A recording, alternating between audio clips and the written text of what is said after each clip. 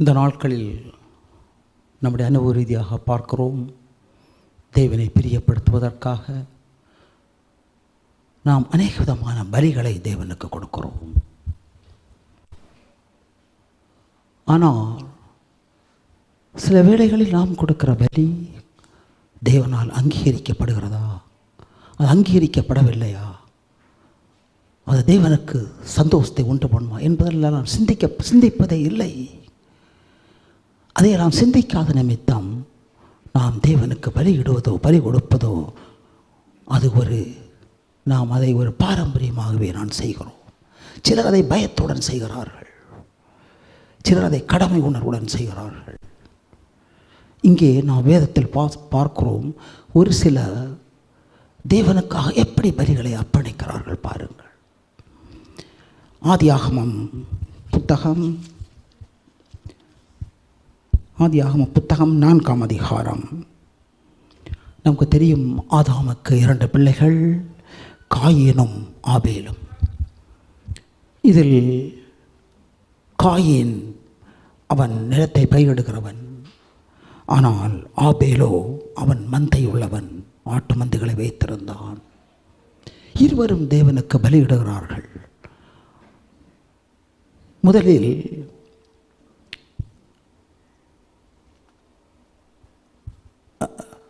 முதலில் அந்த காயின் கொடுக்கிற பலியை நாம் பார்க்கும். அதை நான் தியானிக்க வேண்டிய ஒரு காரியம், இந்த 2 பலிகளுக்குள்ள வித்தியாசத்தை.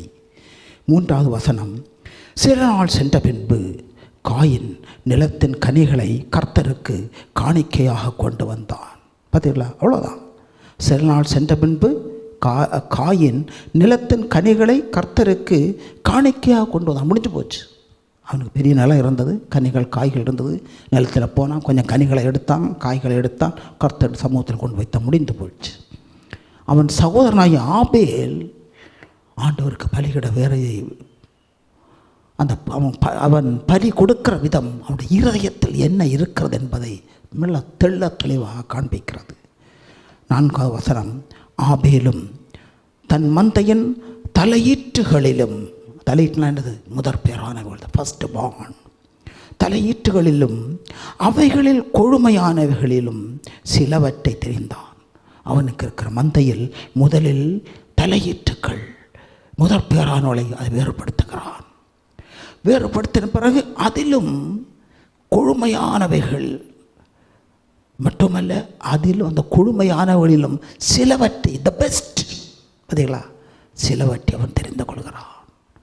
ஆகவே அவனுடைய இருதயமெல்லாம், என் தேவனுக்கு நான் கொடுக்கிற பலியோ நான் மிக மிக மேன்மையானது, நான் கொடுக்கிற பலி என் தேவனுக்கு சுகந்த வாசனை கொண்டு வர வேண்டும். ஆகவே நான் அதை முழு இருதயத்தோடு நான் கொடுக்க வேண்டும், முழு மனத்தோடு நான் செய்ய வேண்டும் என்ற ஏக்கத்தோடு அவன் செய்கிறான். அதை அவன் அந்த மந்தைகளை எப்படி தெரிந்தெடுக்கிறான், வேறுபடுத்துகிறான், அதை காண்பிக்கிறது. நாம் பார்க்கிறோம் என்ன நடந்தது பார்த்தீர்களா. 4வது வசனம் கடைசியில், ஆபேலையும் அவன் காணிக்கையும் கர்த்தர் அங்கீகரித்தார். பார்த்தீங்களா, ஆபேலையும் முதலில் ஆபேலை அங்கீகரித்தார், பிறகு அவன் கொடுத்த பலியை அங்கீகரித்தார். ஏன்? பலி கொடுக்கிற வேளையில் ஆபேலின் இருதயத்தை பார்த்தார். ஏக்கமெல்லாம் என் தேவனுக்கு மேன்மையானதை கொடுக்க வேண்டும், அதை நான் முழு இருதயத்தோடு கொடுக்க வேண்டும், அதை நான் சுத்த இருதயத்தோடு என் தேவனுக்கு நான் அர்ப்பணிக்க வேண்டும். அப்படிப்பட்ட அந்த இருதயத்தை கண்ட தேவன் முதலில் அவனை அங்கீகரிக்கிறார். அதே போல அதற்கு பிறகுதான் அவனுடைய காணிக்கையும் கர்த்தர் அங்கீகரித்தார். அதற்கு பாருங்க, காயின் கொடுத்த பலி 5வது வசனம், காயினையும் அவன் காணிக்கையும் அவர் அங்கீகரிக்கவில்லை. காயினை முதல் அங்கீகரிக்கவில்லை. ஏன்? அவன் இருதயத்தை பார்த்தார். அவனுடைய இருதயம் தேவனுக்கென்று அல்ல, தேவனுக்கென்று ஒரு அர்ப்பணிப்போ, தேவனுக்கென்று ஒரு தாகமோ, ஒரு அன்போ இல்லை அவனிடத்தில். அவன் ஏதோ பாரம்பரியப்படி ஒரு கடமை உணரும்படி அதை செய்தான். ஆகவே முதலில் அவனை நிராகரிக்கிறார். அதற்கு பிறகு அவன் கொடுத்த அந்த பலியை நிராகரிக்கிறார். கிறிஸ்தவர்கள் இந்த காலத்தில் நாம் பார்த்திருக்கிறோம், தேவனுக்கு பலி கொடுப்பதில் ஒருவருக்கொருவர் முந்திக் கொள்ளுவார்கள். இன்னும் துக்கமான காரியம், புதிய ஏற்பாடு எழுதப்பட்டிருக்கிறது. நாம் தேவனுக்கு கொடுக்கிறது எப்படி கொடுக்க வேண்டும் என்றால், வலதுகரம் செய்வதை இடதுகரம் அறியாது செய்ய வேண்டும். ஆனால் தேவனுக்கு நாம் பயப்படாத நிமித்தம் அந்த தேவ பயத்தோடு நான் தேவனுக்கு பலிகளை அர்ப்பணிப்பதில்லை. அநேகர் சபையில் நினைக்கிறதெல்லாம், நான் அந்த மாதம் காணிக்கை கொடுத்து விட்டால் போதும். ஒரு காரியத்தை மறந்து விடாதீர்கள், நம்முடைய காணிக்கை அல்ல முக்கியம் ஆண்டவருக்கு. ஆபேலிடத்திலிருந்து கற்றுக்கொண்டோ நம்முடைய இருதயம்தான் முக்கியம். தேவனுக்கு என் காணிக்கை என் இருதயம் அல்ல, காணிக்கையை முக்கியம் என்று நினைத்தால், பார்த்தீர்களா, நான் தேவனுக்கு என்ன கொடுக்குறேன் தெரியுமா? கொடுப்பது காணிக்கையில் டிப்ஸ் கொடுக்குறோம். நான் சில ஹோட்டலில் போவோம், சாப்பிடுவோம், குடும்பமாக உட்காந்து சாப்பிடுவோம், எல்லாம் நல்ல வயிறு நிறைய சாப்பிட்டு விட்டு கடைசியில் இருக்கிற சில சில்லறை காசுகளை எடுத்து அவங்க கையில் கொடுப்போம். அதே போலத்தான் நம் சரீரத்தையும் நேரத்தையும் எல்லாம் நமக்காக செலவழித்து விட்டு ஒரு அற்பமானதை ஆண்டவருக்கு கொடுக்கிறோம். அது நிமித்தம்தான் நான் மாதம் கொடுக்கிற காணிக்கையில் மட்டும் நாம் திருப்தியாக இருக்கிறோம். கிறிஸ்துவில் அன்பார்ந்த சகோதர சகோதரிகளே, அதே போல் இன்னும் இன்னும் ஒரு தேவ மனுஷன் கொடுத்த காணிக்கையை இங்கே பாருங்கள். ஆதியாகமம் 8ஆம் அதிகாரம், ஆதியாகமம் 8ஆம் அதிகாரம். தேவ மனுஷன் நோவா, யார் அது? உத்தமனும் சன்மார்க்கனும், தேவனோடு நடந்தவன், தேவனோடு சஞ்சரித்தவன். அவன் நம் தெரியும், ஜலப்பிரளயத்துக்கு பிறகு இதெல்லாம் முடிந்த பிறகு அந்த பேழையிலிருந்து குடும்பமாக வெளியே வந்தவுடன் தேவனுக்கு ஒரு பலியை அர்ப்பணிக்கிறான். அங்கேயும் ஆபிலை போல் அவருடைய இருதயம் வெளிப்படுகிறது ஆண்டவருக்கு. பாருங்கள், 8ஆம் அதிகாரம், ஆதியாகமம் 8ஆம் அதிகாரம் 20-21 வசனங்கள். அப்பொழுது நோவா கர்த்தருக்கு ஒரு பலிபீடம் கட்டி சுத்தமான சகல மிருகங்களிலும் சுத்தமான சகல பறவைகளிலும் சிலவற்றை தெரிந்து கொண்டு அவைகளை பலிபீடத்தில் தகன பலிகளாக பலியிட்டான். பார்த்தீங்களா, முதலில் அவனிடம் இருந்த அந்த மிருகங்களில் சுத்தமானவர்களை தெரிந்தெடுக்கிறான், பறவைகளில் சுத்தமானவர்களை தெரிந்தெடுக்கிறான். அந்த சுத்தமானவர்களிலும் த பெஸ்ட் ஒரு சிலவைகளை மட்டும் தெரிந்தெடுத்து அதை பலிபீடத்தில் வைக்கிறான். அதை பலியாக எடுக்கிற வேளையில் அந்த பலி எப்படி இருந்தது பார்த்தீர்களா? 21, ஆண்டவருக்கு அது சுகந்த வாசனையை கர்த்தர் முகர்ந்தார். ஆண்டவருக்கு அது சுகந்த வாசனையாக இருந்தது. கிறிஸ்துவ அன்பார்ந்த சகோதர சகோதரிகளே,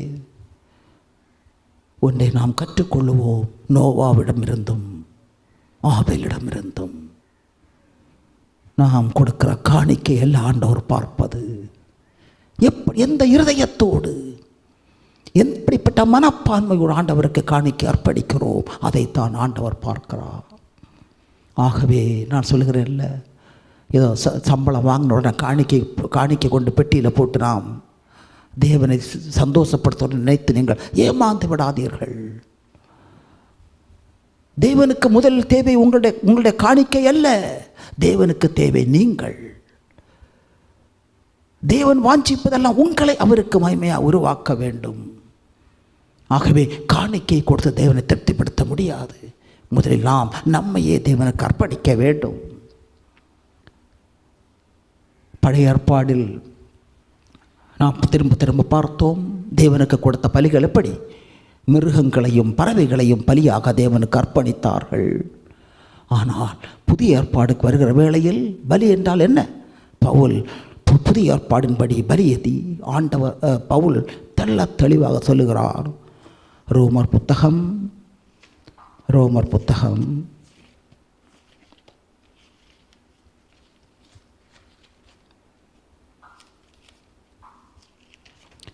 12ஆம் அதிகாரம். பாருங்க, எப்படிப்பட்ட பலியை நம்மிடத்தில் ஆண்டவர் வாஞ்சிக்கிறார். மிருகங்களையா பறவைகளையா? பாருங்கள், 12ஆம் அதிகாரம் 1 முதல், அப்படி இருக்க சகோதரரே, நீங்கள் உங்கள் சரீரங்களை பரிசுத்தமும் தேவனுக்கு பிரியமான ஜீவபலியாக ஒப்பு கொடுக்க வேண்டும். மிருகத்துடைய சரீரம் அல்ல, பறவைகளுடைய சரீரம் அல்ல, உங்களுடைய சரீரம். அதை எப்படி நீங்கள் அதையோ பரிசுத்தமும் தேவனுக்கு பிரியமுமான ஜீவ பலியாக அதை நீங்கள் அர்ப்பணிக்க வேண்டும். இப்பொழுது தெரிகிறதா, தேவனுக்கு பலி கொடுக்கிறது பழைய ஏற்பாட்டை விட புதிய ஏற்பாடு எவ்வளவு வித்தியாசமானது, எவ்வளவு மேன்மையானது என்பது. மட்டுமல்ல, கடைசியில் பார்த்தீங்களா, இதுவே நீங்கள் செய்யத்தக்க புத்தியுள்ள ஆராதனை. இப்படிப்பட்ட பலிகள் ஞாயிற்றுக்கிழமை வந்து உரத்த சத்தத்தோடு நாம் தேவனை துதித்து நாம் கரங்களை தட்டி அது நம்முடைய உதட்டின் நிமித்தம் நம்முடைய வாயிலிருந்து கொடுக்கிற பலி. அது வாயினால் தேவனை துதிப்பது. ஆனால் புத்தியுள்ள ஆராதனை என்பதோ இருதயத்திலிருந்து புறப்பட்டு வருவது.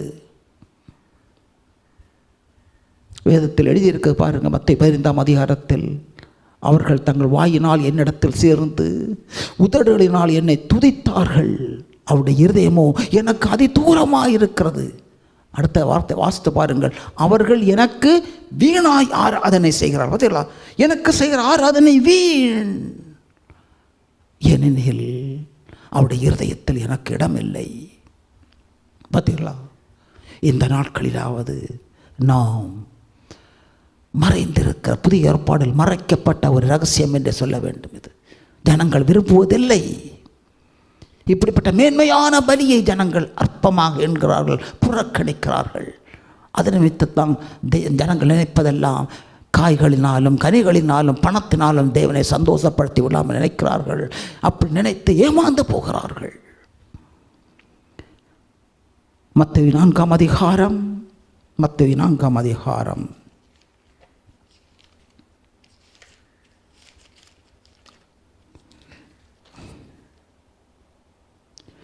இங்கே பாருங்கள், ஒரு முக்கியமான காரியம். சீஷத்துவம், சீசர்கள், இது எங்கே வந்தது? பழைய ஏற்பாடு இல்லை, புதிய ஏற்பாடில் தான் வந்தது. முதலில் சாதாரண சில மனுஷர்கள், மீன் பிடிக்கிறவர்கள், சாதாரண மனுஷர்கள் தங்களை சீஷர்களாக அர்ப்பணித்தார்கள்.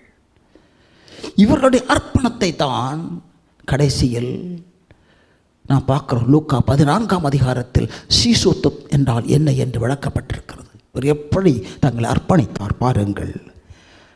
மத்தேயு 4ஆம் அதிகாரம் 18 முதல், இயேசு கலிலியா கடல் ஓரமாய் நடந்து போகையில் மீன் பிடிக்கிறவராயிருந்த 2 சகோதரராகிய பேதுரு எனப்பட்ட சீமோனும் அவன் சகோதரன் அந்திரேயுவும் கடலில் வலை போட்டு கொண்டிருக்கிற போது அவர்களை கண்டு, என் பின்னே வாருங்கள், உங்களை மனுஷரை பிடிக்கிறவராக்குவேன் என்றார்.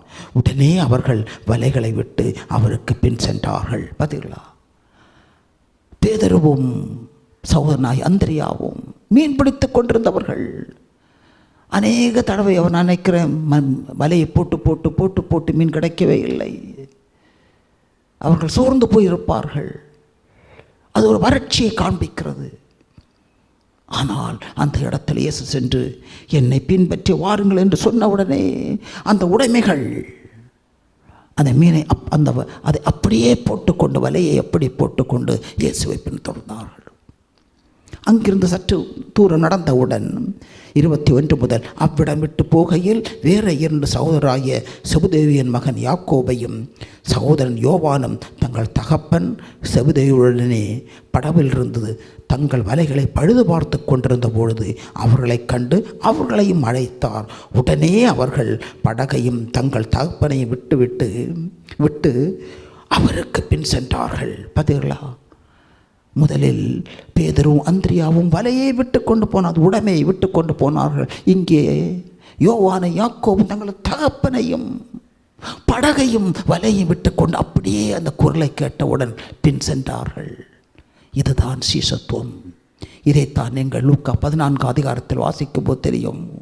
சீஷராவதற்கு 3 காரியங்கள். ஒருவன் தன்னுடையவர்களையும், தன் தகப்பனையும் தாயையும் சகோதரனையும் தன்னுடையவைகளையும் தன்னையும் தன் உடைமைகளையும் தேவனுக்காக அர்ப்பணிப்பது, இவைகள் எல்லாவற்றை மேலாக தேவனை நேசிப்பது, இவைகளை வெறுப்பது தான் சீசத்துவம். இந்த சீசத்துவம் இது புறப்பட்டதே இந்த சகோதரத்திலிருந்தான், இந்த சீசலத்திலிருந்தான். அதற்கு பிறகு பாருங்கள், நாம் லூக்கா 5ஆம் அதிகாரம், லூக்கா 5ஆம் அதிகாரம்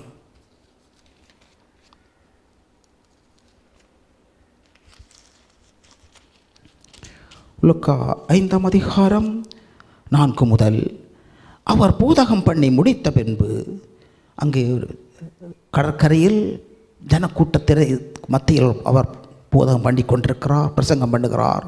அவர் அதை முடித்த பிறகு சீமோனை நோக்கி, ஆழத்திலே தள்ளி கொண்டு போய் மீன் பிடிக்கும்படி உங்கள் வலைகளை போடுங்கள் என்றார். அதற்கு சீமோன், ஐயரே, இரவு முழுவதும் நாங்கள் பிரயாசப்பட்டும் ஒன்றும் அகப்படவில்லை, ஆகிலும் உம்முடைய வார்த்தையின்படியே வலையை போடுகிறேன் என்றார். பார்த்தீங்களா? இரவு முழுவதும் பிரயாசப்பட்டோம் ஆண்டவரே, ஒன்றும் அகப்படவில்லை. ஆனாலும் இப்பொழுது நீ சொன்ன ஒரு வார்த்தை ஆழத்திலே கொண்டு போடுன்னு சொன்னேன், அந்த வார்த்தையின்படியே இதை போடுகிறோம் என்றார். என்ன நடந்தது? அந்தப்படியே அவர்கள் செய்து தங்கள் வலை கிழிந்து போகத்தக்கதாய் மிகுதியான மீன்களை பிடித்தார்கள். வலை கிழித்தக்கதாய் மிகுதியான மீன்களை பிடித்தார்கள். மட்டுமல்ல, 7ஆம் வருஷம் பார்த்தீங்களா, பிடித்த மீன்கள் 2 படகுகளும் அமிழ்ந்து போகத்தக்கதாக நிரப்பினார்கள். ஒரு படகு அல்ல, இன்னொரு படகை அழைத்தார்கள். 2 படகுகளும் அமிழத்த போகத்தக்க அவ்வளவாக மீன்கள். இங்கே தான் சோதிக்கப்படுகிறார். முக்கியமான காரியம் மறந்து விடாதீர்கள். என்ன நடந்து பார்த்தீர்களா? 11ஆம் வசனம், அவர்கள் படகுகளை கரையிலே கொண்டு போய் நிறுத்தி எல்லாவற்றையும் விட்டு அவருக்கு பின் சென்றார்கள். பார்த்தீங்களா? படகுகளை கரையில் கொண்டு நிறுத்தி அந்த படவையும் மற்றெல்லாவற்றை விட்டு இயேசுவை பின்தொடர்ந்தார்கள். எதை காண்பிக்கிறது? சீஷர்களாய் தங்களை சீஷர்கள் என்ற இயேசுவை பின்பற்றினவர்கள், இவர்களுக்கு 2 விதமான சோதனை.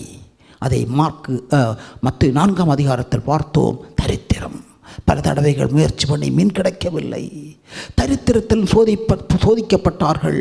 அப்பொழுதும் எல்லாவற்றையும், தகப்பனையும் உடைமைகளையும் விட்டு இயேசுவை பின்பற்றினார்கள். இப்பொழுது அதிகமான ஐஸ்வர்யத்தை கொடுத்து ஆண்டவர் சோதித்து பார்க்கிறார். அதிகமான ஐஸ்வர்யம் இருந்த பிறகும் எல்லாவற்றையும் விட்டு ஆண்டவரை பின்பற்றுகிறார்கள். கிறிஸ்து அன்பார்ந்த சகோதரர்களை பார்க்கிறோம். அனுபவத்தில் நடக்கிற ஒரு காரியம். சிலர் சபையில் வருவதே தங்களுடைய தரித்திரத்தின் நிமித்தம், கஷ்டத்தின் நிமித்தம், கடன் தொல்லை நிமித்தம், வியாதி நிமித்தம். ஆனால் ஒரு காலகட்டத்தில் அப்பொழுது உண்மையான ஒரு பயபக்தியும் தேவ அன்பும் இருக்கும் உள்ளத்தில். ஒரு காலகட்டத்தில் தேவன் இவர்களை ஐஸ்வர்யவான்களாக்குற வேளையில் அந்த ஐஸ்வர்யத்தின் நிமித்தம் இவர்கள் பெருமை அடைந்து சபையை விட்டு உலகத்துக்கு போய்விடுவார்கள். எல்லோருக்கும் இந்த சோதனை உண்டு.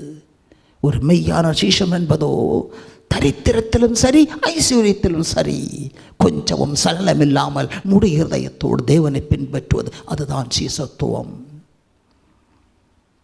அதுதான் தன்னை தேவனுக்கு, தன்னையே, தன் சரீரத்தையே தேவனுக்கு அர்ப்பணிக்கிற ஒரு மேன்மையான பலி. ஞாபகம் இருக்கிறதா? அது இன்னொரு வாசனை பாருங்கள். இன்னொரு சீசனை அவர் அழைத்த விதம் 27வது வசனம். இவைகளுக்கு பின்பு அவர் புறப்பட்டு ஆயத்துறையில் உட்கார்ந்திருந்த லேவி யாரு? மத்தேயு. நீங்கள் அதை மத்தேயு 9ஆம் அதிகாரத்தை பார்த்திக்க முடியும். லேவி என்னும் பேருடைய ஒரு ஆயக்காரனை கண்டு, எனக்கு பின் சென்று வா என்றார். அவன் எல்லாவற்றையும் விட்டு எழுந்து அவருக்கு பின் சென்றான். அலுவலகத்தில் போய் கூப்பிடுறாரு. வேலை செய்து கொண்டிருந்தான். என்னை பின்பற்றி வா என்று சொன்ன உடனே எல்லாவற்றையும், நான் நினைக்கிறேன் சில வேளை அந்த நாடியிலே அவன் அங்கிருந்து போன நிமித்தம் அந்த மாத ஊதியத்தை இழந்திருப்பான். தெரியுமில்ல, வேலையை விட்டு போகும்போது ஒரு செட்டில்மெண்ட் வரும், அது எல்லாவற்றையும் இழந்திருப்பான். அப்படி எல்லாவற்றையும் இழந்து அவனை பின் சென்றான்.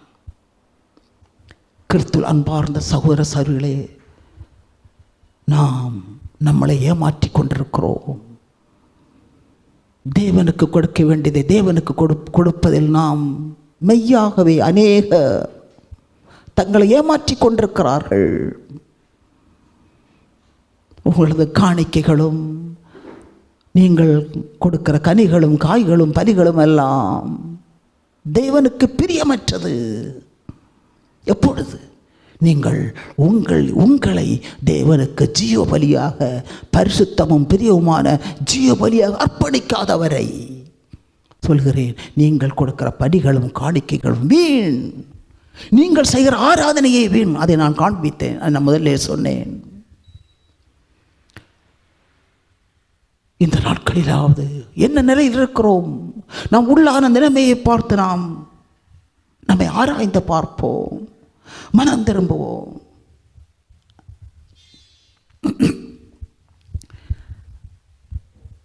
பழைய ஏற்பாடில் பலி கொடுத்தார்கள். பழைய ஏற்பாடில் கொடுத்த பலி, பழைய ஏற்பாடில் மிருகங்களையும் பறவைகளையும் ஆலயத்துக்குள் கொண்டு வருவார்கள். ஆலயத்துக்கு கொண்டு வந்து அங்கே பலியிட்டு அந்த இரத்தம் முழுவதும் அங்கே ஊற்றப்படும். அதற்கு பிறகு அந்த மாமிசத்தையோ ஆலயத்துக்கு வெளியே, பாளையத்துக்கு வெளியே கொண்டு அதை சுட்டரிப்பார்கள் பழைய ஏற்பாடில். ஆனால் புதிய ஏற்பாடில் பலி என்பதோ அந்த மாமிசத்தை பாளையத்திற்கு வெளியே பலி கொடுத்து விட்டு மாமிசத்தை பாளையத்துக்கு வெளியே அல்ல,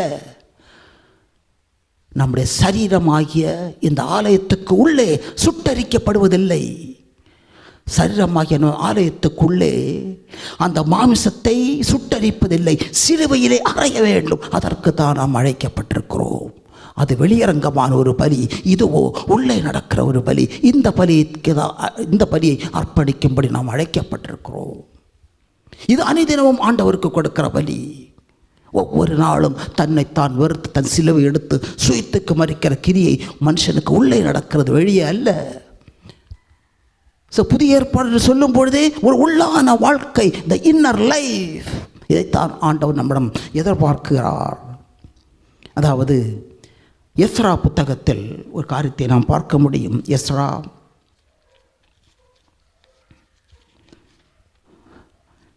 புத்தகம்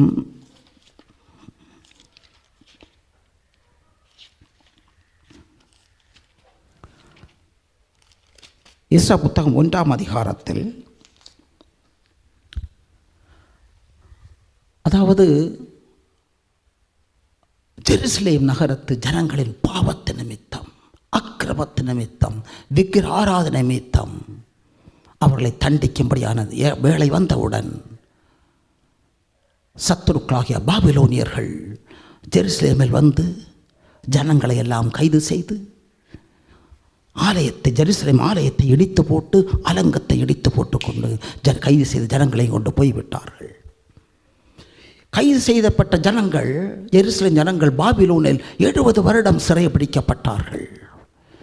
சிறைபிடிக்கப்பட்டு சிறையில் அடைக்கப்பட்டு பிறகு அங்கே இருந்த சில தேவ மனுஷர்கள், எஸ்ரா, நெகமியா, ஹாகாய், சக்கரையா, செருபாபேல், இப்படிப்பட்ட தேவ மனுஷனுடைய இயக்கம், ஆண்டவரே ஆலயம் இடிந்து கிடக்கிறது, ஆண்டவரே இடிந்த ஆலயத்தை கட்ட வேண்டும், அலங்கத்தை கட்ட வேண்டும். இவருடைய இயக்கமும் உபவாசமும் ஜபத்தினாங்கள் 70 வருடம் கழிந்த பிறகு ராஜாவே மனதை ஆண்டவர் மாற்றுகிறார். இந்த ஜனங்களை விடுதலையாக்கி விடுகிறார்.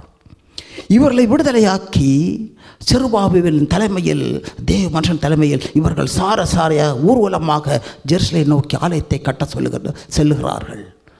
அந்த நாட்டில் நடந்த ஒரு காரியம் தெரியுமா? சில ஜனங்கள், அரை இருதயம் உள்ள ஜெருசலேம் உள்ள ஜனங்கள், அவர்கள் சொன்னதோ, நாங்கள் வரவில்லை, நாங்கள் பாபிலோனிலே இருந்து விடுகிறோம், நீங்கள் போங்கள்.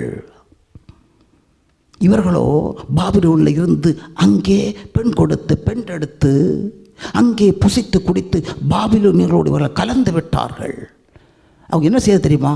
நீங்கள் போங்கன்னு சொல்லி அவங்கள்ட்ட செய்த காரியம், அவர்களிடத்தில் போனோடத்தில் காணிக்கைகளை மட்டும் கொடுத்து விட்டார்கள். நீங்கள் வாசித்து பாருங்கள், 1ஆம் அதிகாரம் 4 வசனங்கள். காணிக்கைகளை மட்டும் கொடுத்து, இந்த காணிக்கை கொண்டு போடுப்பா சொல்லி இவர்கள் இங்கே பாபிலோனில் இருந்து ஒரு இன்பமான சிற்றன்பு வாழ்க்கை அனுபவித்தார்கள். என்ன நடந்தது தெரியுமா? இந்த ஆலயத்தை கட்டுவதற்கு தங்களுடைய இருதயத்தை பக்குவப்படுத்துகிற ஜனங்கள், ஏக்கத்தோடும் ஜபத்தோடும் உபவாசத்தோடும் சாரையாக போன ஜனங்கள் ஆலயத்தை கட்டினார்கள், அலங்கத்தை கட்டினார்கள். நீங்கள் எஸ்ரா 2ஆம் அதிகாரத்தில் வாசித்து பாருங்கள். யாரெல்லாம் போய் தங்கள் கரங்களினால் அர்ப்பணிப்பினால் பிரயாசத்தினால் நேரத்தை அர்ப்பணித்த ஆலயத்தை கட்டினார்களோ அவருடைய பெயர்கள் ஒன்று விடாமல் 2ஆம் அதிகாரம் முழுவதும் ஆண்டவர் எழுதி வைத்திருக்கிறார் ஆவியானவர். ஆனால் சிற்றின்பத்திற்காக அங்கே பாபிலோனில் தங்கி இருந்தவர்களோ என்ன நடந்தது? பாபிலோனை ஆண்டவர் அழித்தபோது அவர்களும் அழிந்து போனார்கள். கிறிஸ்துவில் அன்பார்ந்த சகோதர சகோதரிகளை நினைத்து பாருங்கள். நம்முடைய காணிக்கை அல்ல, நம்முடைய இருதயத்தை பக்குவப்படுத்துவோம் ஆலயத்தை கட்டுவதற்கு. சிலர் நினைக்கிறார்கள் அநேகருக்கு சபையில் வருகிறவர்களுக்கு ஆலயத்தை கட்ட வேண்டும் என்ற பாரம் இல்லை, மெய்யான இருதய பாரம் இல்லை, ஒரு அர்ப்பணிப்பில்லை. அவர் நினைப்பதெல்லாம் வாரம் தவறாமல் சபைக்கு வர வேண்டும், மாதம் தவறாமல் காணிக்கை கொடுக்க வேண்டும். இதில் ஆண்டவரை நாம் திருப்திப்படுத்த முடியாது. எல்லாவற்றுக்கு மேலாக ஆலயத்தை கட்டுவதற்கோ நம்முடைய இருதய பாரம், நம்முடைய அர்ப்பணிப்பு, நம்முடைய ஒரு மனப்பாடு, அங்கேதான் தேவனுடைய வல்லமையான கரங்களை விளங்க பண்ணி ஆண்டவர் ஆலயத்தை கட்டுகிறார். கிறிஸ்துவில் அன்பார்ந்த சகோதர சகோதரிகளே, புதிய ஏற்பாடில் தேவ ஜனங்களிடம் எதிர்பார்க்கிற 2 பலிகள், 2 காரியங்கள் தெரியுமா? நாம் வாசித்தோம். ஒன்றோ நாம் நம்முடைய சரீரத்தை, நான் சொன்னேன் முதல்ல, பழைய ஏற்பாடில் போல் பிராணிகளின் சரீரம் அல்ல, பறவைகளின் சரீரம் அல்ல, நம்முடைய சரீரத்தையே பரிசுத்தமும் பிரியமான ஜீவபலியாக அர்ப்பணிப்பது. 2வது என்னது தெரியுமா? நம்முடைய நேரம், நம்முடைய நேரத்தை தேவனுக்கு அர்ப்பணிப்பது. நாம் சரீரத்தை தேவனுக்கு அர்ப்பணிக்கிற வேளையில் அவருக்கு மகிமையாய் உடைத்து உருவாக்குகிறார். தேவனுக்கு நாம் நம் நேரத்தை கொடுக்கிற வேளையில் அவர் அநேக வேளையில் அவருடைய ரகசியத்தை நமக்கு வெளிப்படுத்துகிறார். ஆகவே இந்த நாட்களிலாவது நான் தேவனுக்கு கொடுக்கிற மேன்மையான பலி நம்முடைய சரீரம், நமக்கு அந்த நேரம். இந்த நாட்களில் வாலிபர்கள் எப்படி நேரத்தை செலவழிக்கிறார்கள், வேதனையான காரியம். அதிகாலையில் நாம் தேவனிடத்தை கேட்டு பெற்றுக்கொள்கிற ஆண்டவரே இந்த நாளை தந்தமைக்காக நன்றி என்று சொல்லி 24 மணி நேரத்தை பெற்றுக்கொள்கிறோம். எப்படி செலவழிக்கிறோம்?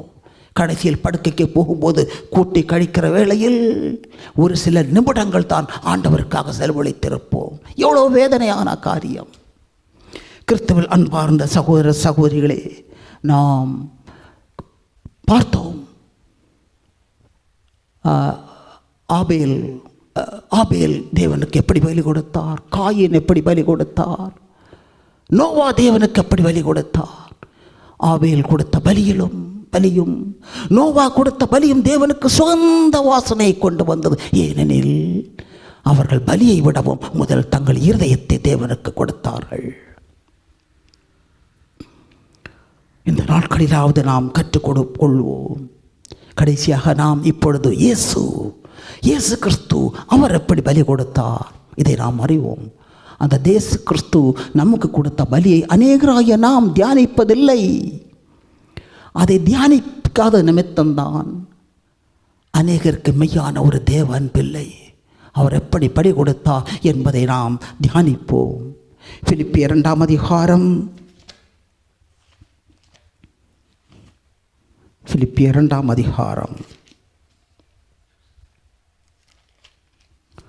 7வது வசனம்.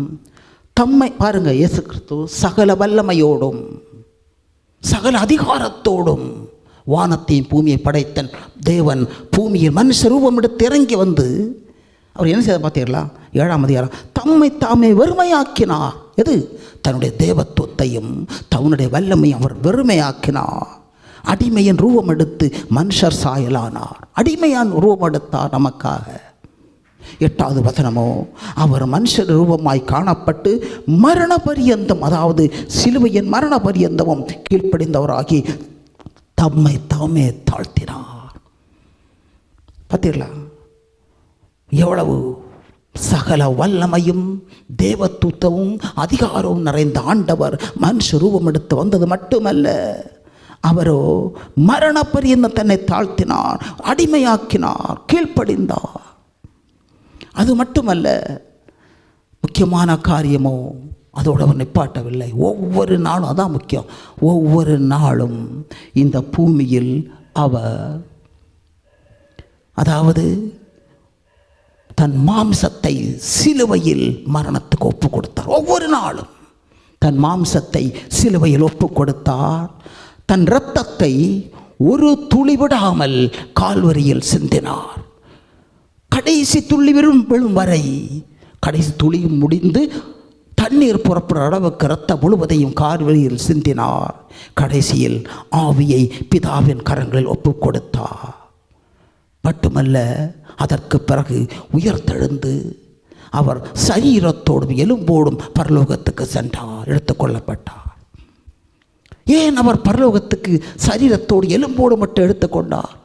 ஏன் அவருடைய மாம்சத்தையும் இரத்தத்தையும் பூமியில் விட்டு சென்றார்? அதை நாம் பார்த்தோம். 1 கொரிந்தியர் 15ஆம் அதிகாரம் 1 கொரிந்தியர் 15ஆம் அதிகாரம்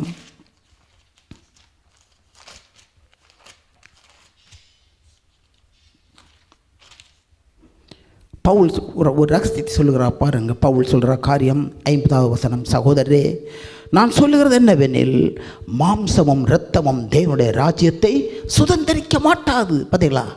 மாம்சமும் இரத்தமும் தேவனுடைய ராஜ்யத்தை சுதந்திரிக்க மாட்டாது. அழிவுள்ளது அழியாமை சுதந்திரிப்பதில்லை. மாம்சமும் இரத்தமும் அழிவுள்ளது, அது அழியாத ராஜ்யத்தை சுதந்திரிப்பதில்லை. ஆகவே இயேசு கிறிஸ்து அந்த மாம்சத்தையும் இரத்தத்தையும் பூமியில் விட்டுக்கொண்டு அவர் சரீரத்தோடு எலும்போடு உயர்த்தெழுந்து பரலோகத்துக்கு எடுத்து கொள்ளப்பட்டார். இதே போலதான் நம்முடைய முடிவும் நம்முடைய அழைப்பும். இந்த மாம்சத்தை ஒவ்வொரு நாளும் சிலுவையில் அறையவும், அதே போல நம் இரத்தமோ பூமிக்குரியது.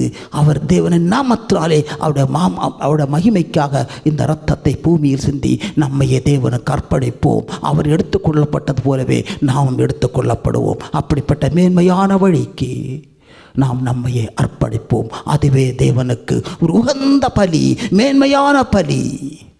இப்படிப்பட்ட ஒரு வாழ்க்கைக்கு எந்த ஒரு மனுஷனும் தாகமாக இருக்கிறானோ அந்த மனுஷனை தேவன் அவருக்கு மகிமை உடைத்து உருவாக்கி அவரது ஜீவன் அதை புறப்பட பண்ணி, மெய்யாகவே அவர் தேவன் அவனை விட்டு விலகாமல், இதுவே யோசுவாவுக்கு சொன்னது போல, நான் உன்னை விட்டு விலகுவதும் இல்லை, உன்னை கைவிடுவதும் இல்லை, நீ போகும் இடமெல்லாம் நான் உன்னுடன் இருப்பேன். அந்த சத்தத்தை நாமும் கேட்க முடியும். ஆமேன்.